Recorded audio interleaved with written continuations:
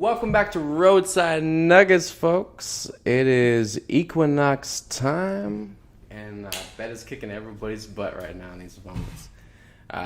Definitely, like tonight, moving into tonight and then tomorrow, the equinox energies are going to be hitting hard, coming in hot. So definitely make sure, before we even start, hydration.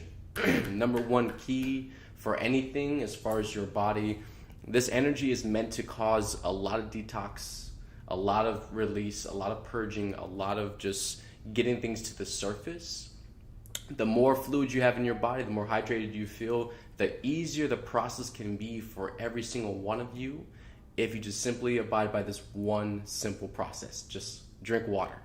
That has nothing to do with soda, has nothing to do with alcohol or anything like that. Make sure you have ample amounts of water in your system, and your system will perform better. All right, I love you all. Let's get this camera thing set. It looks good. All right. Got a couple things to talk about today with everybody. Definitely just before we start off the back, now is the most ample prime time to get ceremonies out the way. Everybody who has not done ceremonies to this point, I know I harp on it almost every single day. That's how important it is and how much it can help you as a tool. But also on dates like this, when the portal energies are high and there's a lot coming in and everything is amplified, anything you do in these moments and these energies is also amplified. So it's not really taking advantage. It's just being discerning and realizing that these are prime times. You got to act now, and this will make changes for later moments that you will experience. Okay, so just be conscious of that and aware. And if you want to feel lazy, half-assed today of all days and not do it, it's probably your ego getting in the way, because it knows how much of a benefit it will have for you if you actually choose to apply it. All right, so definitely everyone feel into that.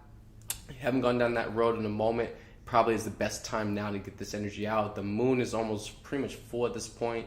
We got these energies coming in from the equinox. There's a lot going on. Everything is amping up. So be wise, be discerning, and utilize what mom is gifting you in these moments to make the most of it. Make the most of your transformation and your expansion beyond where you are, and you'll be a lot more grateful later on once you experience the things that you now are pushing through, if you choose it. Okay? So just want to throw that out there for everybody. I know it's a lot, and it's going to trigger a lot of resistance, a lack of surrender. Want to go into control all the time, want to go into different control drama dynamics. Don't even deal with it. And also watch out for this. The ego and other people is going to be coming for you, okay? Especially if you are working on being centered and being grounded and in your own present space. Also know that just because you have observation of your own ego and you're doing your best to stay on target does not mean that the ego and other people are not going to blindside you or come at you at a certain way to try to get you off center too. So this is a moment to be very observant and wise and discerning across the board for everything. All right, and just be aware. Yeah, it has nothing to be apprehensive. It's nothing to do with being tense or anxious. Just be aware. And move accordingly in that moment, whatever feels highest for you. That's the flow, okay? We'll share with you all right now. Put all of your toast on the table. We're going to scrape it all down with butter today. Today is definitely going to be a deeply saturating, day with a lot of the energies going on, and also with what we're going to talk about. And that's kind of like how the angels were like, they're like, just put all the dry toast on the table. We're going to scrape it all down with butter. We're going to get everything all nice and soft and gentle again. Because we've been really hard on ourselves, especially with the people that are waking up, the people that are focusing a lot on their self-transformation. It's getting too robotic, the angels are sharing. And it's a lot more of like this chore, like a task, like a check mark thing every single day. And that's not living. That's not supporting yourself and actually being in the experience in the moment. That's called, trying to play it safe and trying to premeditate and have ulterior motives in case something doesn't go according to plan, which in that case, you're not actually being present if you have a plan, because a plan is linear. It's to tell you what you're going to do in the different moments going forward. I'm here at this time, everything. That's linear. Anything can happen from here to now, to that point. And then it can change everything. But if you're so attached to that plan and what you made 3 hours ago before you had awareness of what was going on now, you're going to cause a lot of conflict for yourself because you're trying to control now. You are more attached to what you had set up and what you had decided versus what the present moment energy is allowing, what's flowing through. So now you go into contradiction with yourself, and you go into contradiction with what mom is pushing through your experience, which ultimately is what you had even asked for from the very beginning, right? We do this a lot with ourselves where we ask for things, solutions and just awareness. And yet when it starts to come, the experience that's going to bring that to us, we are absolutely in full resistance, walls up, and we are in defense mode. And we refuse it primarily because we are not familiar with it. But of course, if you ask yourself, well, if it's something I'm asking for awareness in, I'm asking for truth, I obviously don't know. So why am I scared of the answer that's coming if I'm asking for the truth? Right? It's this game the ego plays where it's like, oh yeah, I would like to know, I like to expand, I like to heal. But as soon as you start saying the things that allow that process to begin, the ego locks up. It's like, nope, too much work, I don't want to deal with it, too much drama, the emotions, everything like that, the people, not the right setting, not the right environment. I have all these belief systems, I'm in a box, comfort zones, limitations, hesitations, all that. So many excuses immediately fly up on the screen. And it's like, these are all your justifications of why you cannot have this experience, of why you cannot move through this and heal through it and let it go. This is the reason, because of this. This is why, right? The ego will come up with endless justifications to allow a certain behavioral pattern to keep consisting and be a part of your identity. What you have attached to as you and what you think is you is not really you, right? And this is a lot of what we're going to talk about today. Is like the dreams and wishes that we have, and just like the goals we have in life, the successes that we chase after endlessly. At what point does it have anything to do with the soul that you are? And what point is that more aligned with your self-identification with the 3D world of status, identification, who you are, who you want people to see you as? And that changes everything, because is that really you? Or is that some groomed costume that you've over time have articulately put together to be bought by other people? So is that really you? Or is that something that you have created because it's more acceptable to other people who are actually an ego? So are you selling yourself for ego, or are you actually investing in the truth? Unraveling yourself, discovering who you actually really are, not what people keep looking to you, expecting to see from you, right? It kind of comes to like this drawn line in the sand with yourself where you realize there's a boundary, but somehow everything got past that boundary, and you were mostly in delusion with it, realizing that you never had control of this. And everywhere you gave power away to, that had an ability to dictate your behavior, your emotions, your reaction, everything. How you even see something in your life, a situation or a trauma or a fear. It dictates everything because you put the power outside yourself. And so now you rely on the external point where you place to that to tell you what it is, to show you where it is, because you don't trust yourself enough with that discernment. With the ideas that come to you, with the intuition you receive, you don't trust yourself. It must come from somewhere else outside of yourself to confirm and validate you first before you move on. It's one of the scariest things to be in as a human being trying to discover their own individuality. Because if you don't know who you are, it's like you basically have a massive canvas of a lot of convoluted stuff that people put on you, that you accepted, that you mimicked, that you copied off other people growing up, that you thought that's how life worked. And it's not exactly adding up at this point, especially now for a lot of people who have children. And you're realizing these different patterns have transferred over and they keep happening. You're like, what is this? Why does my life have this particular frequency, this particular experience constantly happening through it? Because a lot of people are not dumb, right? They watch and observe people all the time outside themselves, going to your children's games or going out and about. And they observe other families, they observe other couples, and everyone is trying to figure these things out. Everyone is trying to figure it out. What is life, and how do I how do I make it? You know? So don't be deceived that just because you go out in public and everyone seems happy and joyous, everybody's watching. Everyone's constantly looking for a key, for a truth, for an awareness that they are missing because they feel it. They feel there's some kind of disconnect with themselves and what's actually happening, and they haven't caught on to it yet. And somehow other people seem like they keep getting there, but yet you in your experience, you haven't arrived there yet. You haven't experienced that, or there's something happening that's keeping you off track with it. And everybody is actually in this experience with something else. What you are looking and observing in somebody else that you have lack of, that person is easily looking back at you with something they have lack of, and both of them are different. But you see, the lack never stops, so everyone keeps looking to the other, like, well, what do you have? How did you get it? And how do I do it? That's how it is. What do you have? What do I have to do to get it? It's like this constant comparison and measurement thing. And we don't realize that we don't even exist. This identity, this persona that we've created from ourselves out of our life and just who we decided to be. Who you decided to be is not even who you are.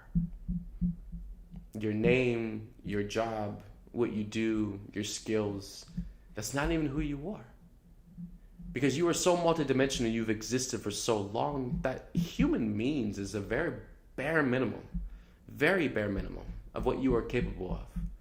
And until you let go of yourself being just a human being, and that's it, you don't allow yourself to be more than that, or accept and envision yourself as more than that, as just a human being, that's it. What is your perspective of what human is? What does that mean to you? How far in depth does that go for you as what a human being is? The purpose of that. You know, and where do you align with that? Do you even accept that at that point, or have you gone further? What is beyond being human? If we are truly a soul and a human vessel, then a human is just a part of us. It's just one aspect. We are so much more. And if we can't let go of the human life and the human experience, we'll never be able to connect back to everything that we already are and actually thus reheart ourselves and remember. It's always a key to let go, but until you do that, you'll never actually filter through the process, right? So, wonderful, beautiful words from Mr. Robin Williams. I'm going to play in a moment, and I don't know, it just like really touched me last night, and just really, yeah, it was just very, very beautiful to hear his perspective on life and just what he had to share with everyone. There's a line in Garp that you say you could look at the arc of your life and find it interesting. That's what it's been for me. It's nice that it has been getting better and better. That's the only thing I pull out of it. I mean, that's nice that it keeps trying, and the fact that I'm offered these amazing things to keep doing stuff that keeps exploring different aspects. That's wonderful too. The first movie was Popeye. Yeah. And if you remember, the opening scene is Robin in a rowboat in a storm, and I was just, here's this huge screen at Chinese theater in Los Angeles, and I thought, that's Robin, my little boy Robin. Look at him. Eat your heart out, world. Here he comes. Performing and doing all these things where you never acknowledge anything negative. And if you do, it gets very violent, like the time, what happens immediately after the scene you just saw is, he starts to confront who you are. So I know who you are. And he would have really hurt Jeff's character if he'd gone any further. And that's why he goes, the hallucination guards against that. It's basically, it is freeing to create that character, because you can really explore kind of where you've been and the aspects of why you would want to deny, and that kind of whole aspect of, you know, performing for the sake of just avoiding. For him, love is such a delicate thing that and even getting it back again triggers another one of the breakdowns. It's so fragile for him, and that's what makes it interesting. That's why I did it. There's a sadness, and then you have to go, there's also hope. I mean, a sadness, it's always like, yeah, you wish they hadn't happened, but they did. And the purpose is to make you different. It's what they call a Buddhist gift. I would call it the ultimate Christian gift. It's that idea of you're back, and you realize the thing that matters are others. Way beyond yourself. Self goes away. Ego, bye-bye. You're not easy on yourself in this show, are you? No. You know, as an alcoholic, I talk about, you know, some warning signs, you know, like DUIs in a cul-de-sac, things like that. The idea of, have you been through it, to talk about it and see, this is what you go through. Heart surgery, alcoholism. I went to rehab in wine country just to keep my options open. These are things you got to talk about. You want to talk about it? No. Why is there such a heavy-duty problem with drugs? That addresses the psychology of a nation. That's why I talk about it. You try and tell people you do it. Just say no. No, just say Noriega. No, beyond that. It is something much, much deeper. And yes, you're right. There is something wrong. But people are slowly waking up. The time is over for just sitting going, it'll be taken care of. And I try to address it using the only weapon I have, comedy. And that's all we do. And I hope people wake up, and they are. We ask for your help, and we'll try and help from this end, and we'll meet, and there will be a kinder, gentler nation one day. Thank you. And we all have a great need for acceptance. But you must trust that your beliefs are unique, your own, even though others may think them odd or unpopular, even though the herd may go, that's bad. I don't envision myself as a teacher or as I can't proselytize to people even when we talk about drugs or anything. You just have to, I'm a player, and in the sense of just in the process of playing, you can talk about some interesting things, that there's things that, why we've evolved to make that connection, to go on, to do amazing things, and that moment, talked about this once, that there is that thing when you create, when you find that little tiny flash, when you find some idea. It's bliss. It's bliss. Well, because the brain gives you the same reinforcement that it does with sex. That's right. And the reason the brain gives you a little hit of endorphin when you create is just to keep you going. Here's a taste. Yes. Keep creating, you get another taste. Because you're only given a little spark of madness. And if you lose that, you're nothing. Basically, when you're really firing and it really works, it's like musicians have said it, or writers say it, you're just channeling. It's truly that's why you say that divine inspiration, where it just passes. You're just letting it through you. I just wanted to brush your teeth in less than 10 seconds with this revolutionary toothbrush? ask Robin real quick about what's his favorite type of movie in terms of ones that make social impacts or ones that are fun, loving, like Aladdin, for example. They both. I mean, I love doing both of them because I think in their own way they both have some effect. I remember people coming up after Aladdin and saying, it was such a great thing that they could sit with their kid and laugh as much as their child. That, I think, is a great thing. It's like, Sullivan's Travels, where you see people just having a wonderful time, especially in times like this. Why you do a movie is to learn, to expand yourself, to push yourself. It was like Peter Weir when I did Dead Poets Society. He said the power of silence, that he said, you don't have to do anything and make a point. Or the power of thought. But, you learn something and you make a movie, which is a double bill. Yeah, and you get paid. But if the truth is, if they knew it, I'd probably do it for much less. I don't know how much value I have in this universe, but I do know that I made a few people happier than they would have been without me. And as long as I know that, I'm as rich as I ever need to be. Some movies you do for money, and those are the dangerous ones. Old dogs, we'll talk later. But the idea that you do those and you go, you know why you're making them. It's a kid's comedy, you know it's going to be silly, and you know that's going to be up for grabs. But with something like World's Greatest Dad, it's like, no, you do it as a labor of love, and you do it with friends who you feel like you can do it with and say, hey, we're both in this together, and that's kind of wonderful. They're all done with this kind of love, you commit to it and you go, whatever happens, I'm in, I'm proud of it. That's always what I want to do, is to try different things and kind of always change perceptions. And change the rhythm. You can... Yeah, break up. It is a rhythm. It's basically saying, okay, now we hit it, there, and then, hit a little harder and then back off and then go berserk like, with the stand-up, which is just free form, and then come back and play something so controlled like in 1 hour photo. Those are all possible. And having that range really helps. For me, it's great. And but having great friends and family that just make life extraordinary. And a world to still go out and see and learn about, which is the most important of all. Just look at your own life and just realize what things are precious to you. That's what I did when I was doing it. I would come home and just realize how extraordinary that you have heaven in front of you. That idea that you have, look around and see the precious things, the connection with family, friends, the things and the people especially in your life. My kids are extraordinary. Did they go through rough times? Yeah, but you come out the other side and go, God, they're so amazing. I'm so blessed. I would hope that there would be, if there's an afterlife, that would have the places that or at least a version of the places I've grown that I think are extraordinary here. mountains, lakes, forests, beaches with perfect curl. But also, I mean, a place almost like Venice. I mean, there's times in Venice to me, I've been there when I just go, my God, what a glorious city. And even New York in spring, where you can go, there's times in every different place that you've been where you say, this is paradise, or this is extraordinary. I would hope that there'd be something like that. And most of all, I would hope you'd come in contact with extraordinary people, like the ones I've met in life. The powerful play goes on, and you may contribute a verse. What will your verse be?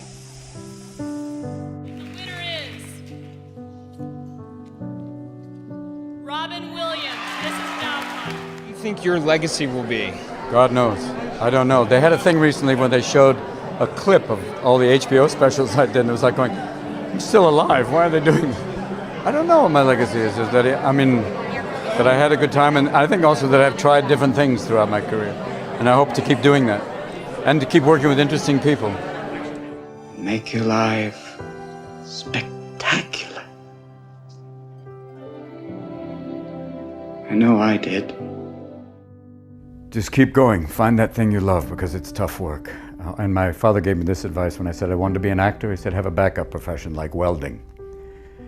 But I think if you can find that thing that really gives you joy, that'll be it. Because for me, it's always been comedy and stand-up and acting too, because of exploring behavior. But it's tough work, and if you can get it, even better. Realize there are a lot of amazing people out there to be grateful for, and a loving God. And that, other than that, good luck. That's what life is about.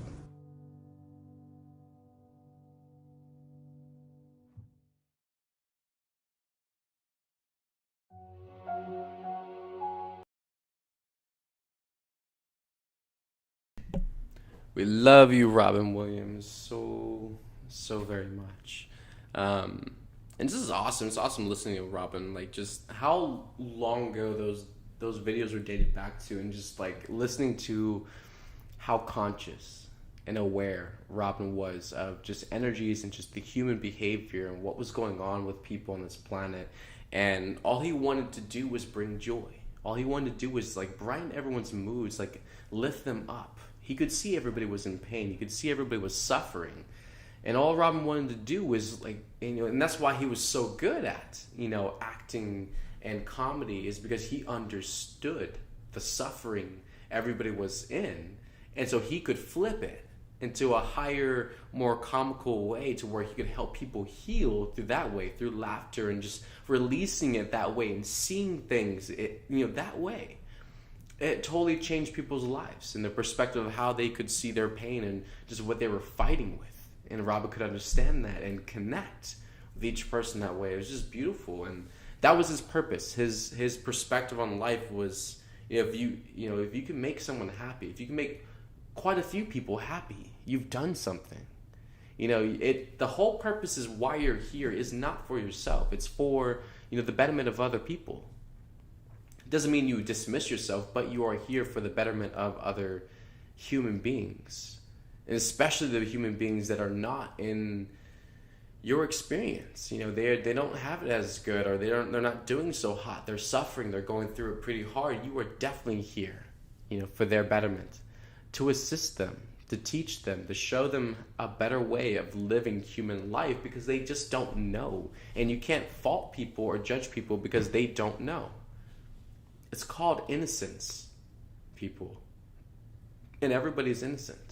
You have innocence too, and that's also an extension and reflection of yourself, of how just much you are very self-critical and judging of yourself. You don't let yourself off the hook, even though you are innocent. You just didn't know. You can't beat yourself up for things 5, 6, 10 years ago. It doesn't work. You didn't know. So that endless game of punishment and condescendence to yourself, it only is going to dig your hole deeper, and you're just going to get more bitter about life. And that just makes more regrets later on, once you realize how retarded and dumb and stubborn you are, and just not admitting the truth, and you are just that arrogant and prideful. It's not really going to get you that far, And Robin had just like a very special way of how, it really wasn't, again, it wasn't about Robin. It was about how he can affect other people, how he can bring a smile and a laughter to people's faces, even though their life may not be good and their life may not be happy for that one moment. If you can help them find happiness even in that one moment, you have changed everything. Because can you imagine how long it's been for that person since they felt like that way? And that's why they're stuck. That's why they're getting pent up and backed up so much, because they're missing experiences. They're missing certain feelings. And if people who had enough compassion and patience and nurturing and love to where they can reach out, they can share, give, support, and allow other people and hold space for them so they can actually experience that for themselves, it changes everything. You cannot sit there and just tell someone something from a book. Most of it has to be a life experience where you feel something inside of you changes, and it moves you into another aspect of yourself. That's not really initiated just solely from outside, interjection. At some point, because you do have a will that you do have to surrender to divine will, you have to make a choice then. What are you going to do?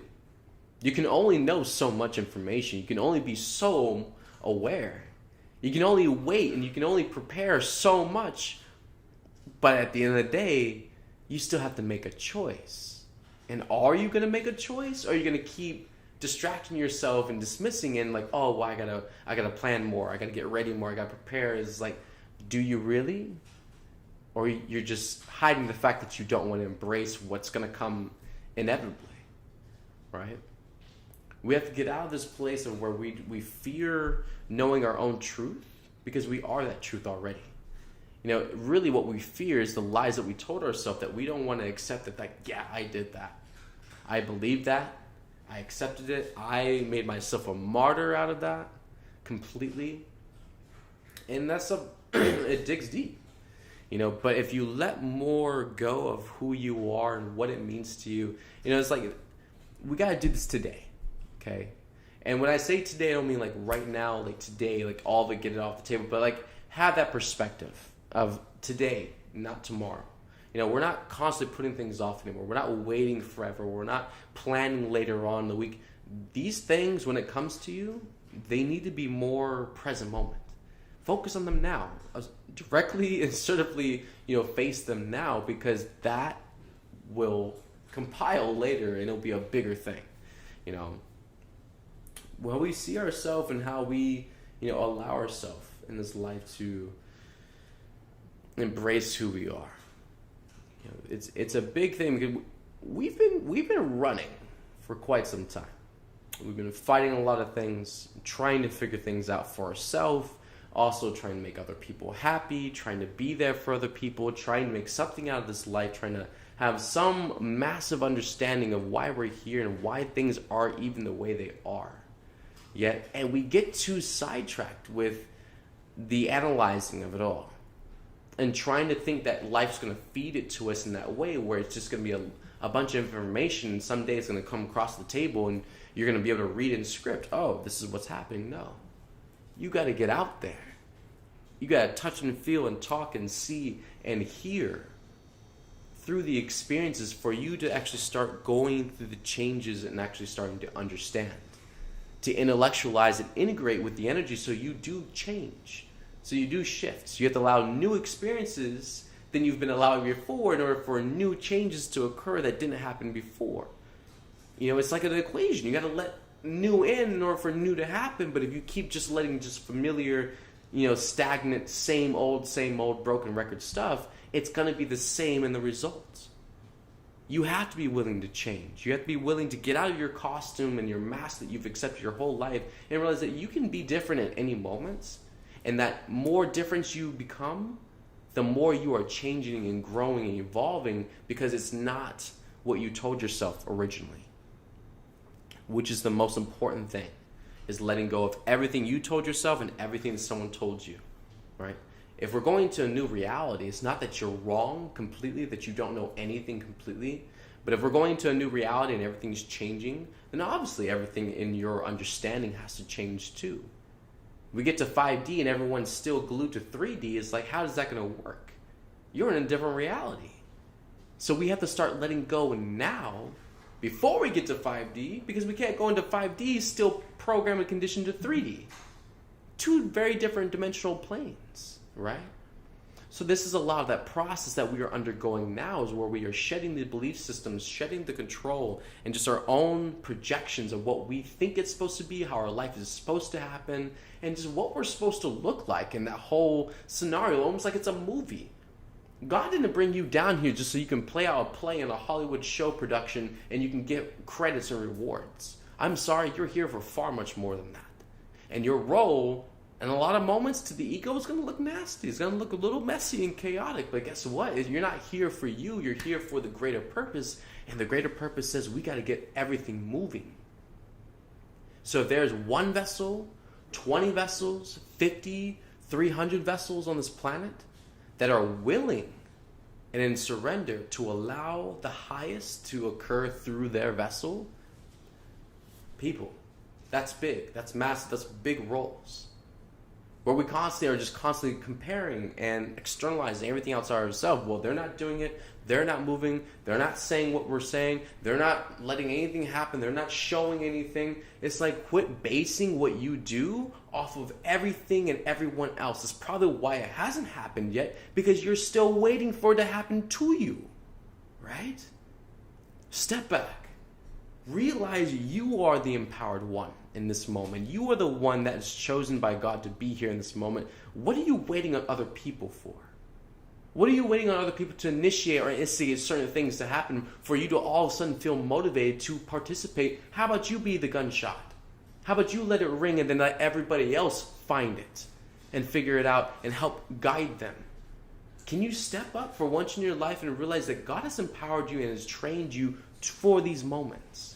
You keep doubting yourself, you keep undervaluing yourself, you keep feeling unworthy, you keep feeling inadequate, you keep feeling like it's not meant for you, like someone else better is supposed to step up and take those reins. The whole reason why you're looking at those reins is because they're meant for you.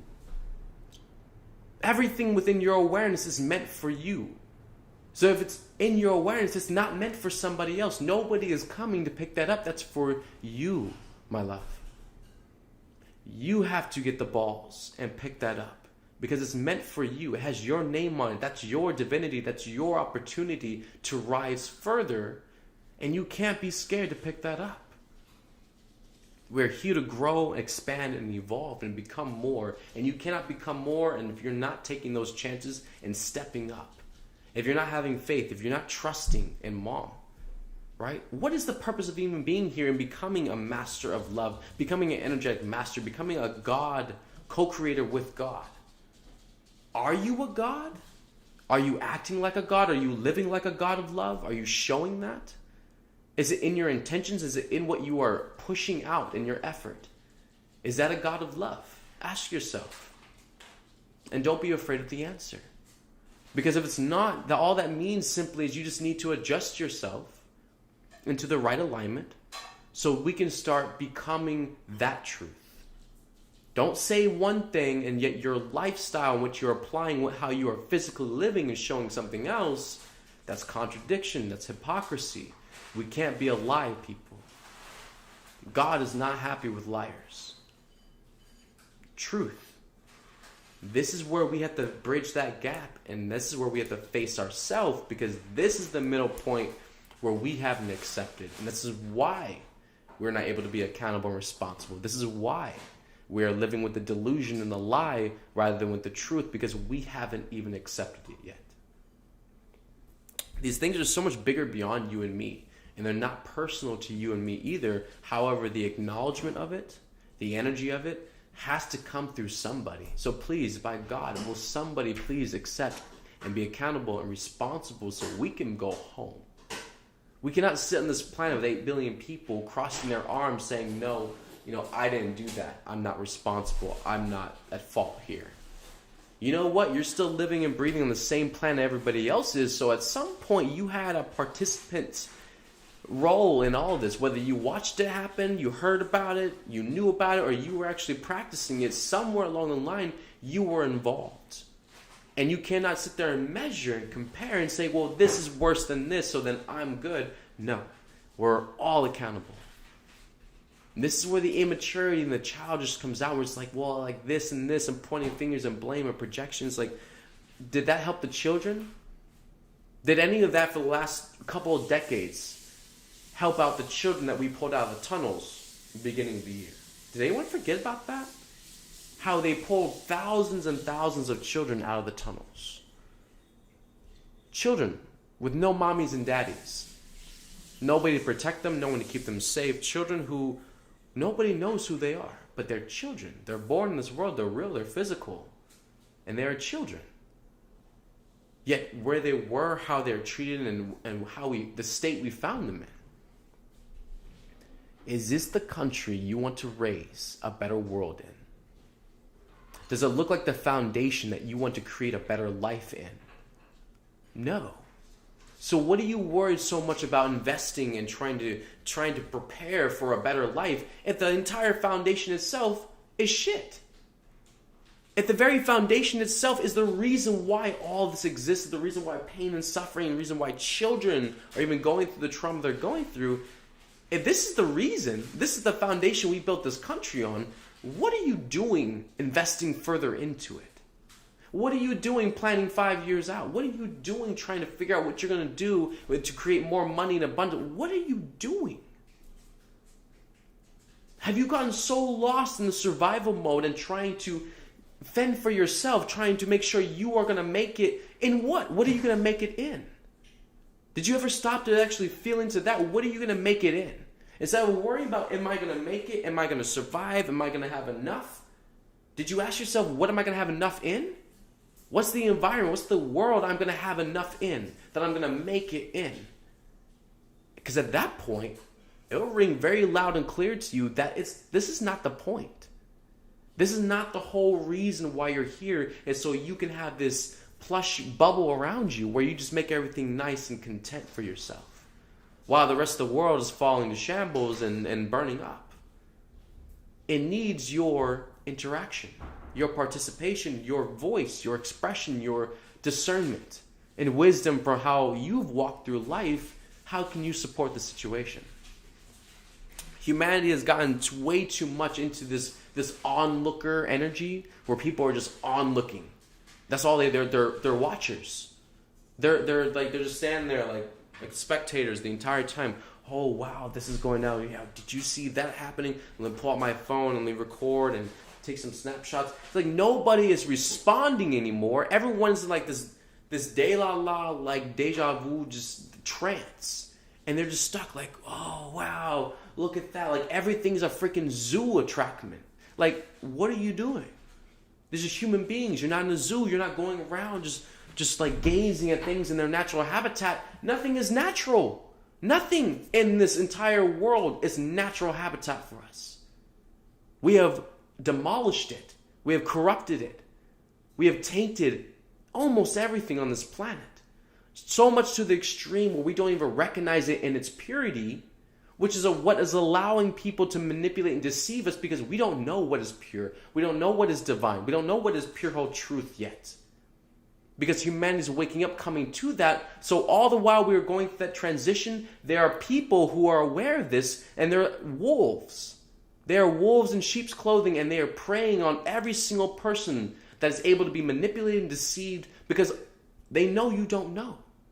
And while you are trying to figure this out, they're going to come in with the right words, the right mask and costume on, looking the part completely, until you're too far invested into it to realize the truth that it's too late.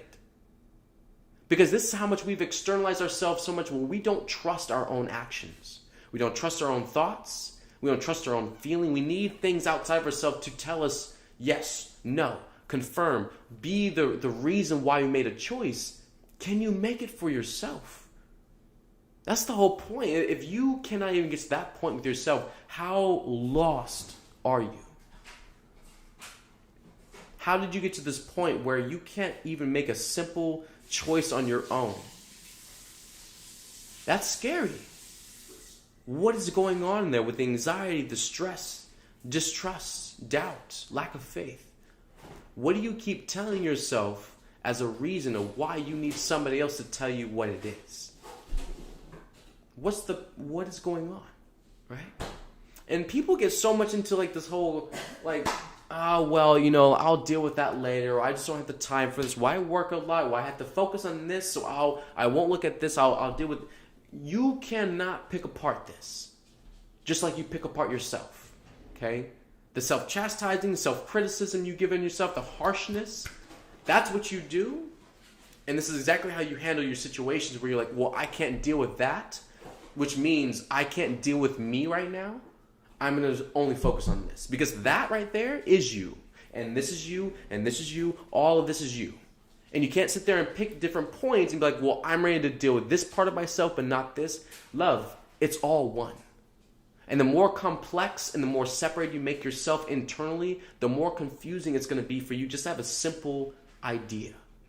A simple intention, a simple choice that you can make because you're so scattered and you're that abrasive to yourself where you can't even make a choice. That's how far out you spread yourself. And trying to understand, trying to figure everything out, trying to think critically through every single thing. Because you need the proof first before you trust. You need the proof and the evidence first before you make that jump. And I'm sorry to tell you, it's not going to happen like that most of the time. By the time you figure it out and you come to the awareness, you're already mid-flight. You're already going through the air. It's not going to happen on the launching pad. You're going to have to jump. And you're going to have to get your balls and realize that there's a lot more at work here than just yourself. And the only reason you're going to actually figure that out is if you jump and see for yourself that you are going to fly. There is no more falling. There's no more destruction. There's no more just hitting your face on the concrete. Okay?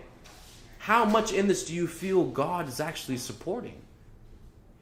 Do you not feel that if God would decree us to come home from heaven, she would do everything in her power to ensure that happens? And every little bit of support she can give, she will give it? Then what are you the one being the doubtful one on the launching pad, like, oh, well, if I do jump, is someone going to catch me? You already know you will be caught. You already know you'll be lifted up. It's just our own, again, control. Our own distrust, our own belief systems, our own refusal to move forward and actually trusting that God does have this planned out, that what we are doing is participating in a role. No one said you were running the show. So if you're not running the entire show, why are you putting all the pressure on you as if you are the one that's dictating everything? Because you're not. And that's the pressure where everybody walks around and is like, oh my God, I got to do this and this and this. Wait a minute. Just shut up and breathe for a moment, okay? Because you're not running anything. You're not commanding anything. You're a part of the show. So ease up, relax, breathe, let go. Because this will all get arranged and managed on its own because she's the director, right? And so if she's the director, then stop stepping on her toes. She's got it. You got to work on being more centered with yourself and more calm and breathing. Especially these equinox energies, they are triggering the emotional centers like you would not believe. So as those deep emotions do come up, you also have to slow yourself down more and breathe with it. Because it will actually amplify, especially in people who are more used to going into stress, anxiety, into like panic or fear. When these emotions start to release and come to the surface, you can definitely go into a panic attack because you're not breathing. You're not slowing down. Like as soon as the emotions come up, you're trying to run into something else, distract. Oh, I got to go to work. I got to do this. No, have a seat. Breathe through this. It'll probably take 5 minutes. And then the whole thing moves. Or you can go through an entire day of stress, confusion, spinning, being completely scattered within yourself because you're not processing what's coming up until you get back home and you're completely drained and exhausted and agitated. Then you deal with it because it's been riding you all day. Why couldn't you just figure it out in that moment? Why couldn't you just address yourself in that moment? Help yourself out, benefit, support, float up, have a higher vibrational day than what you would have if you stayed in those lower frequencies, right? Time to unplug people, time to really pull ourselves out and realize that we are meant for so much greater, but without the choices and without the practice to put those into place and pull our energy out of the things that are completely self-sabotage, we're not going to be able to reach that stable ground where we can see it for ourselves, okay? Listen to what Mr. Al Watts got to say about this. When we say to ourselves, you must go on, the reason is, you see, that we are not living in the eternal now, where reality is. We are always thinking that the satisfaction of life will be coming later. Don't kid yourself. Only suckers put hope in the future. There isn't much of a future. You're going to die.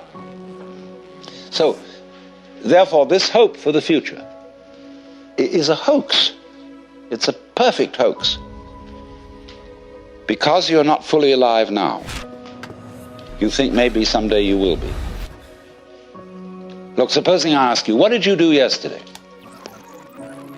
Most people will say, well, I got up at 7:30 and I brushed my teeth and I read the newspaper over a cup of coffee. And then I looked at the clock and dressed and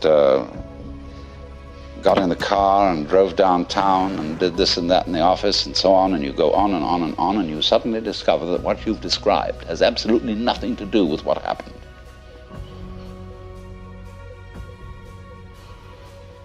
You've described a fleshless list of abstractions, whereas if you were actually aware of what went on, you could never describe it. Because nature is multidimensional, language is linear. Language is scrawny. And therefore, if you identify the world as it is with the way the world is described, it's as if you were trying to eat dollar bills and expect a nutritious diet. Or eat numbers. A lot of people eat numbers. People play the stock market. They're doing nothing but eating numbers. And they're always unhappy. Absolutely miserable, because they never get anything. So therefore, they always hope more is coming, because they believe that if they eat enough dollar bills, eventually something satisfactory will happen. So eating the abstractions all the time, we want more time. Confucius very wisely said, a man who understands the Tao in the morning may die with content in the evening. Because when you understand, you don't put your hope in time. Time won't solve a thing. And the Christian word for sinning in Greek is amatanin, which means to miss the point. And the point is eternal life, which is here and now.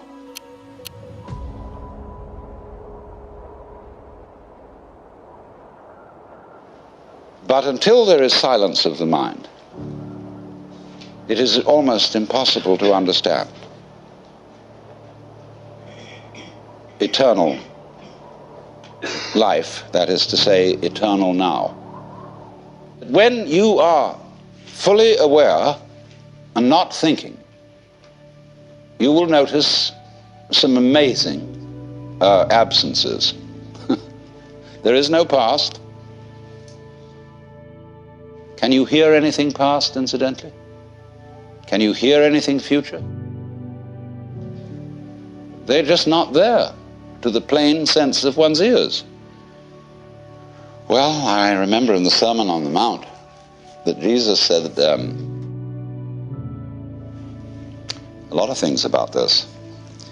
Consider the lilies of the field, how they grow. They toil not, neither do they spin. And yet Suleiman in all his glory was not clothed like one of these.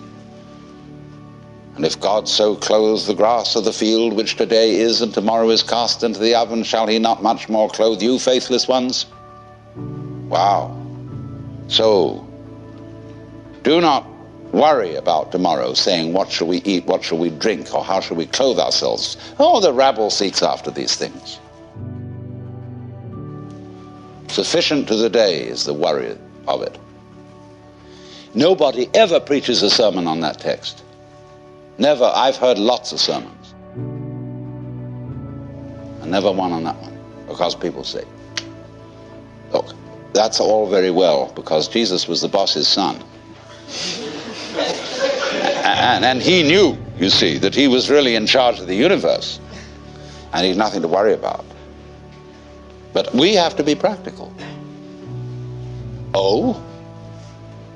What do you suppose the gospel was? The good news. Do you know it never got out?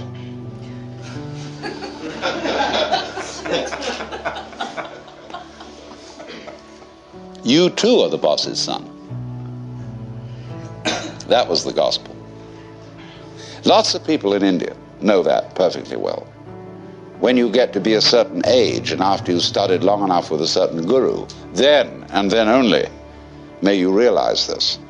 If you've put in the time, they finally let you in. Here you have to wait until you're dead. The only place to begin is now. Because here's where we are. So why put it off? A lot of people say, well, I'm not ready. What do you mean you're not ready? What do you have to be ready? I'm not good enough. I'm perhaps not old enough, not mature enough. Still am frightened of pain. I'm still dependent on material things. I have to, eat a lot and drink a lot, and I better get all that under control first. Oh?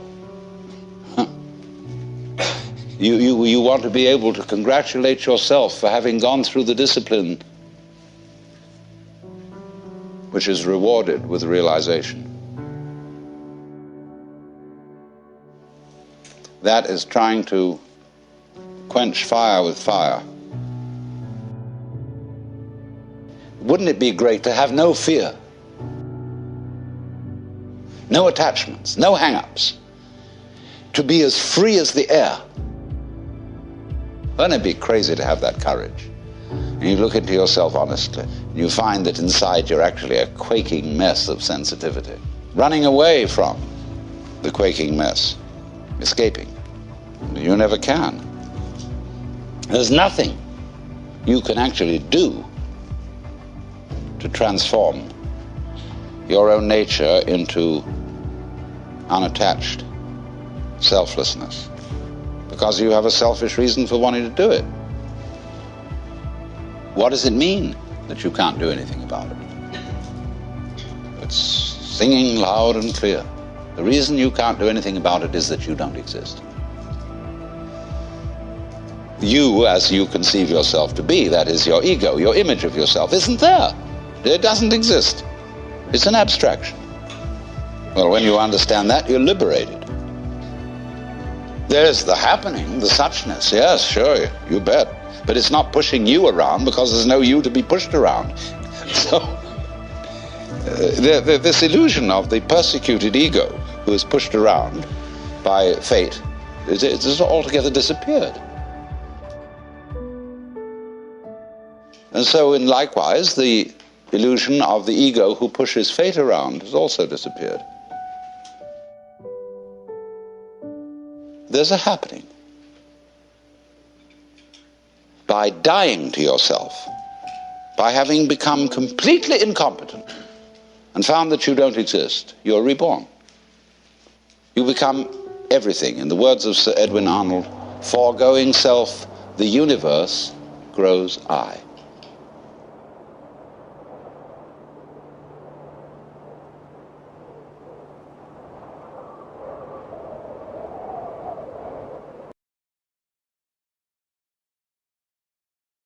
Wow, man. And just that last part that Alan Watts had said too, is like, it's so big because this is the experience. And as people move forward through the awakening process and shedding of their ego and transforming themselves and coming to these realizations internally, this makes more sense for them, and this process is a lot like in dying to yourself and becoming completely incompetent. And in that moment, you are completely reborn and you become everything.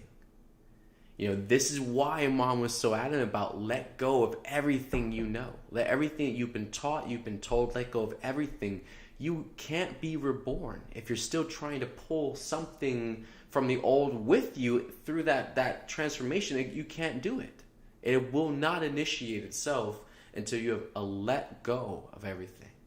Okay? And that's in finding yourself and realizing that you are everything, that you always have been, and you have never been separated. But in order to get through that process, you have to be willing to let go of what you've attached to, what you've told yourself this is what my life means to me. This is if this is my sanity, this is everything that I have ever invested in my entire life. This is it. All right, good. Let it go now. Like what the ego is spinning. Like what do you mean let it go? This is everything. I know. Let it go. If this is everything, let it go and see what comes through at that point. If you let go of everything, what can it be now at that point? That's the scary thing, and no one wants to do that. They want to kind of tiptoe back and forth, stick their toes in the water a few times, like, oh, well, the temperature's just not right. Who cares? Jump in. Let's go. We don't have time to sit here and play this cat and mouse game with ourselves and decide, do we want love and healing or do we not? You want pain and suffering? It's what your whole life has been based off of. That's why you've been asking God for healing. That's why you've been asking for miracles. This is why you've been trying to make your life better. This is why you do what you do every single day, because your life sucks. But yet you're going to fight off the one truth thing, the healing is coming through, that ultimately is going to take it all away. And you don't want to let it go because now you realize in some context, it is you who has attached and has become obsessed with the pain and suffering. And truthfully, you don't know yourself anymore without that. If the pain and suffering and the obsession and addiction disappears, you've done it for so long, you don't know who you are without that. And that's the painful understanding and realizing how much we have changed ourselves to behavior, human behavior. And when our behavior changes, that's where we place our confidence in who we are, is in our behavior. So if it changes so drastically and fast, it's kind of a very big anxiety-filled bomb that goes off within us. It's like, well, what next? What do I do? How do I be? How do I do me now? Because this doesn't exist. So out of familiarity and paranoia, the ego will hold on to what's familiar just for the sake of sanity, because you feel like you don't know. You can't trust something so completely, plain Jane new. You got to have something to go off of from before. You can't just start over. And that's the ego trying to trip you into thinking that you are that helpless and you are that stuck with the system that you can't ever get away with it. All right? It's definitely grab your balls time. Break away from this and realize that, this has to die. Everything. Everything you have built in this life, everything you have tried to sell to other people, tried to recreate yourself with, let it die. Let the old life die. And let all the nightmares and the illusions and the fears die with it. Because that's what's plugging into all of it. You cannot fix this life because this life doesn't actually exist. This life you have been living this entire time that you have been vacating yourself with in deep, deep delusions. It doesn't actually exist. It's just everything you tell yourself, that's what actually is real. Until you tell yourself a new story, tell yourself something new, and then it will become the new story, right? So if that's actually true, nothing's actually finite. Nothing's definite. Nothing is permanent. Everything is so temporary that with a single thought change, a single idea that will occur in that moment, it could change everything. That's how fast and how on the tippity top of the toothpick everything is standing, because at any moment it can go. Any moment it can shift, it can change, it can become more. It can evolve and expand.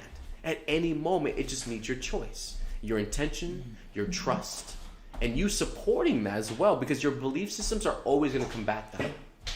We have told ourselves things for years, since we were little children, things our parents have instilled in us, conditioning and programming, things that our pastors, people at school, everybody who was an authority figure to us that we had respect to or that we feared, they had the biggest window to implement these conditionings and programmings on us that make us think life is this way, and it's not. And until you get your power back from those people who you thought they just had it all going, they knew what was going on and they were trying to help you. No, they were trying to cause you to live in fear. They were trying to control you through your life because they were way too late in their perspective, and they wanted to make a correction or change or also live through you. You see, where people have externalized so much of themselves, they've also externalized it into other people, where they try to take hold and control and try to live through other people's experiences because they're too scared to go out and do it themselves. For some excuse that they're too old, they don't have the energy for it, or they're not that, they're not that extrovert, or whatever stupid reason, they have this as an excuse to be their bypass. Well, you do that, Johnny. You're more equipped for that. You're more of that energy. Oh, well, Susan, you can do that. You're more the creative one, everything like that. It's just always dishing things off to other people and trying to oh, well, you can do that's your thing. Oh, you look great doing that. It's like, what are you doing over here, right? You're just like this empty well, just kind of dishing everything out. It's like, where are you going to fill yourself at? And the whole reason why you're hungry, you're lustful, why you're yearning after different things is because you're not filling yourself. You're not filling yourself up to where you're giving all this. It's an equal energy exchange. No, you're in depletion. Martyrism, savior programming, trying to go after everyone else's stupid situations and what they're fucked up and stuck in. And all the while, at the end of the day, you don't even have the energy to give to yourself. By the time you lay down on your pillow, it's good night time.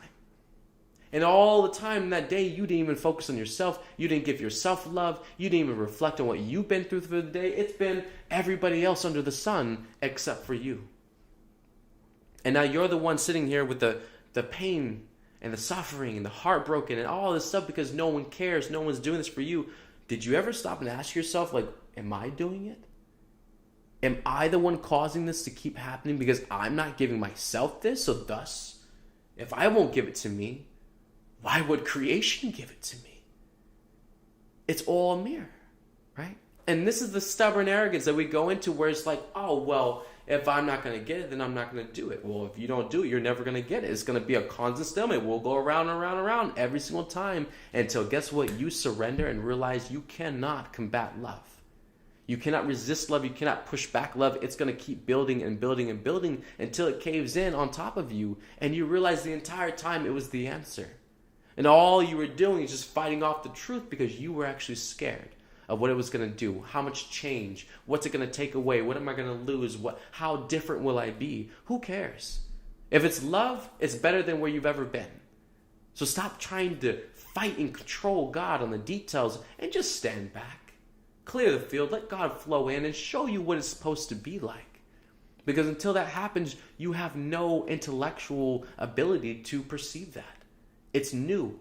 You've never experienced before. It's going to change everything.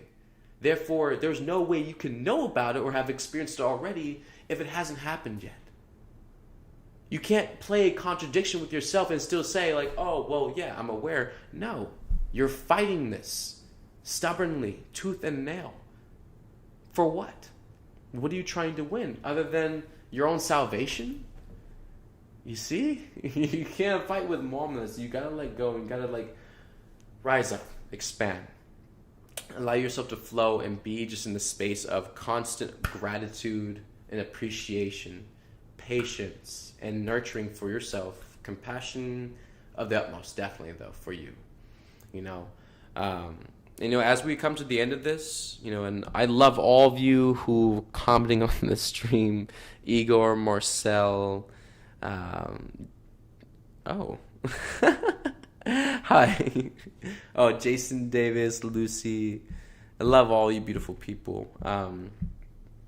Yeah, these equinox energies, again, before we go, just to reshare with everybody, it's going to strike a big chord with a lot of you on the inner deep layers of emotion with yourself.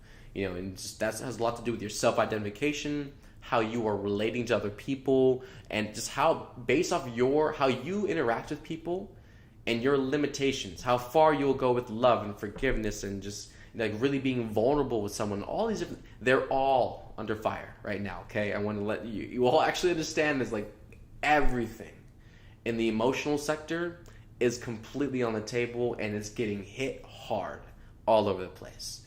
So anything and all things that are coming up that are releasing how your body feels just work with yourself, okay?